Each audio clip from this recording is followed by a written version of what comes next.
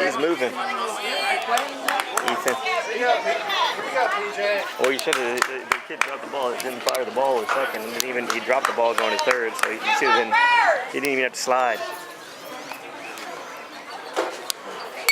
There you go, PJ. Way to get a piece of it.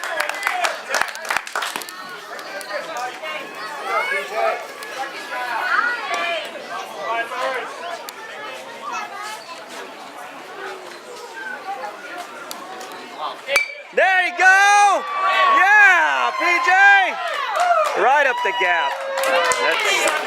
That was flunking it. That was awesome.